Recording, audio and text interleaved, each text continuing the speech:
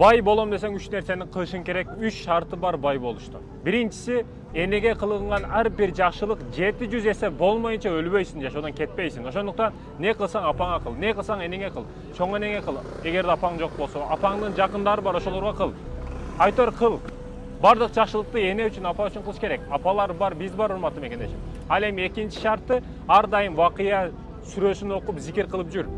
Зикир кылсаң бул көрүнбөгөн береке ушул, көрүнбөгөн сырлар ушул. Ошондуктан ар дайым вакыя сүрөсүн окуп, тилиңди зикирден койбо. Ар дайым зикир менен жүр. Ал эми үчүнчү шарт, урматтуу мекендешим, бул биринчи жогорудагы, экинчи айткан шарттарынын автоматтык түрдө пайдасы болбойт эгерде сен иш кылбасаң, бекерчи болсоң, жалкоо болсоң, телефондон чыкпасаң, жогоруда айткан эки шартынын пайдасы болбойт. Ошондуктан үчүнчү шарт сөз түрдө аткар, иш менен алек бол. Бизнес кыл, соодага кир.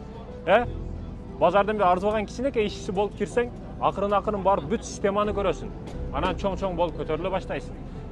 Эң күчтүү соодагерлерди карасаң, мисал жөн эле Дордойду эки жагын карасаң, Түркиянын базарларынын эки жагын карасаң, айтор жөнөкөй таска түртүп баштаган бардык соодагерлер. Чоң ийгиликке жеткен андан кийин. Бай болом десең үч шартты аткар, үчүнчүсүн сөзсүз аткар, урматтуу мекендешим.